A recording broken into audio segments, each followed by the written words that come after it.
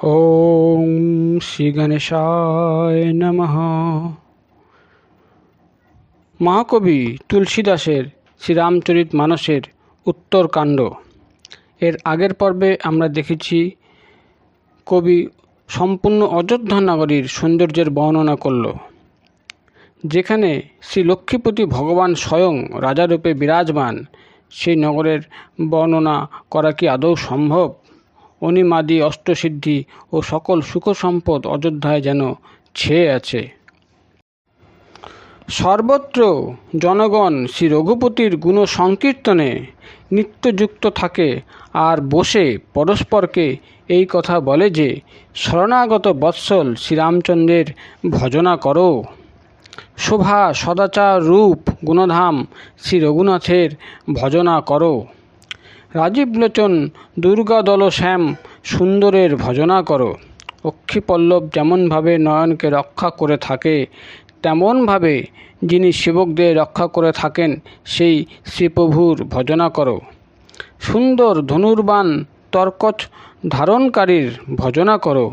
সন্তরূপ কমলবনকে প্রস্ফুটিত করবার জন্য সূর্যরূপ রণকুশল শ্রীরামচন্দ্রের ভজনা করো। কালরূপ ভয়ানক সর্প ভক্ষণকারী শ্রীরামরূপ গরুরকে ভজনা করো।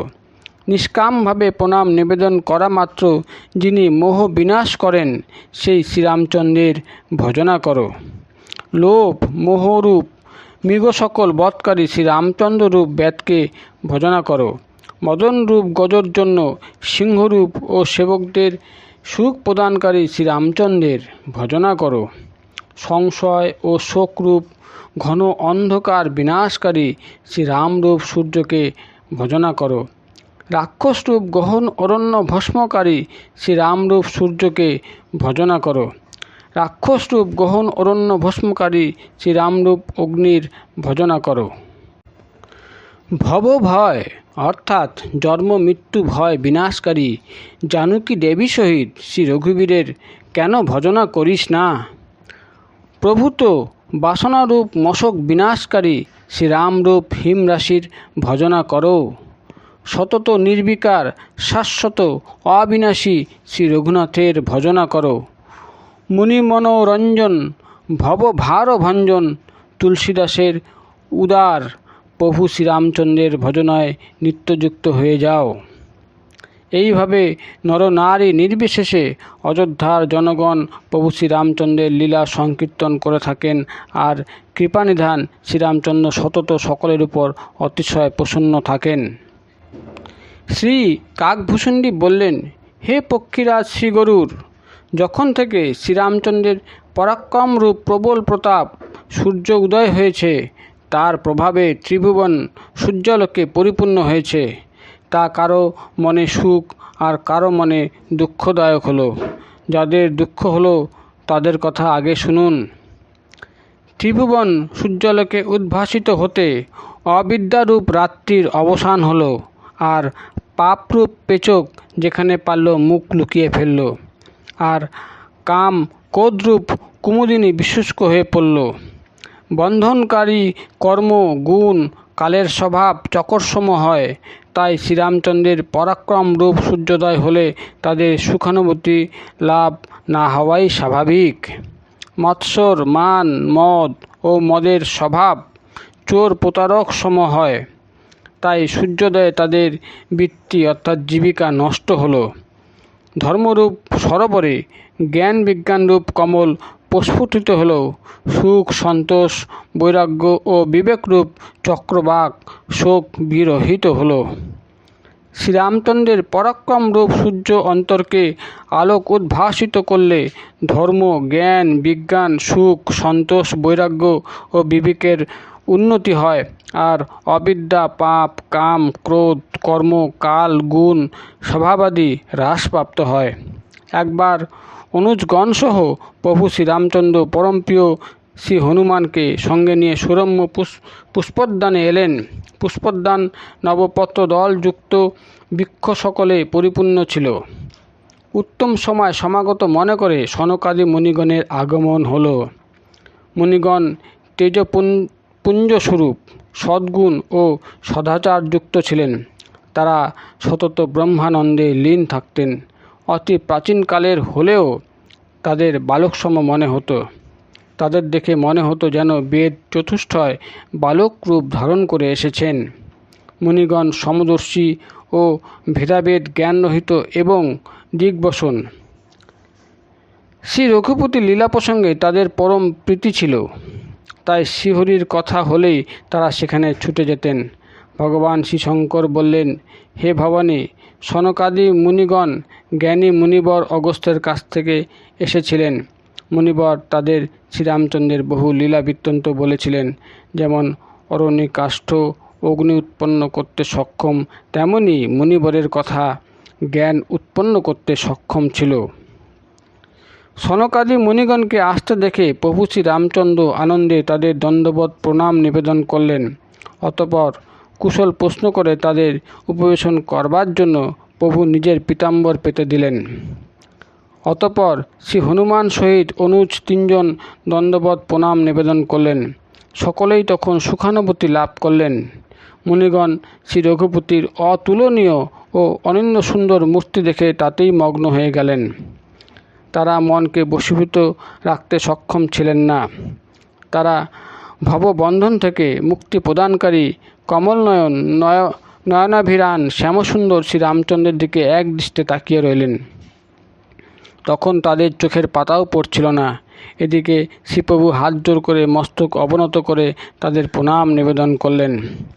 তাদের প্রেমবিহ্বল অবস্থা প্রত্যক্ষ করে তাদের মতনই শ্রী রঘুবীরের নয়ন প্রেমাশ্রু সজল হলো আর অঙ্গ পুলকিত হলো। তদনন্তর শ্রীপ্রভু তাদের হাত ধরে উপবেশন করালেন আর সুমধুর উক্তি করলেন, হে মহামুনিগণ, শুনুন, আপনাদের আগমনে আমি ধন্য। আপনাদের দর্শন লাভ করলেই সকল পাপ স্খলন হয়ে যায়। পরম সৌভাগ্যই সাধুসঙ্গ লাভ হয়ে থাকে, যাতে অনায়াসে জন্ম মৃত্যু চক্র ছিন্ন হয়ে যায়। সাধু সঙ্গে মোক্ষ লাভ হয়, অর্থাৎ ভববন্ধন থেকে মুক্তি লাভ হয়। আর কামিনী কাঞ্চনে আসক্ত ব্যক্তির সঙ্গ লাভে ভববন্ধন অর্থাৎ জন্ম মৃত্যু বন্ধন হয়ে থাকে। এই কথায় সাধু সন্ত কবি পণ্ডিত ও বেদ পুরাণ আদি সকল সদ্গ্রন্থই বলে থাকেন। শ্রীপ্রভুর উক্তি শ্রবণ করে মুনি চতুষ্টয় হর্ষোৎফুল্ল হল ও পুলকিত চিত্ত হয়ে তার স্তুতি করতে লাগলেন। হে ভগবান, আপনার জয় হোক। আপনি অনন্ত, অসীম, বিকার বিরহিত, নিষ্পাপ, বিশ্বরূপ, অদ্বিতীয় ও কল্যাণময়। হে নির্গুণ, আপনার জয় হোক। হে গুণসাগর, আপনার জয় হোক, জয় হোক। আপনি সুখধাম, পরম সুন্দর ও সুচতুর। হে শ্রী লক্ষ্মীপতি, আপনার জয় হোক। হে ধরণীধর, আপনার জয় হোক। আপনি অনুপম, শাশ্বত, অনাদি ও শোভাকর। আপনি জ্ঞান বিগ্রহ। আপনি স্বয়ং মান সম্মানের ঊর্ধ্বে হয়েও অপরকে সম্মান দান করে থাকেন। বেদ ও পুরাণ সতত আপনার পবিত্র লীলা সংকীর্তন করেন। আপনি তত্ত্বজ্ঞ, কৃতজ্ঞ ও অজ্ঞান নাশক।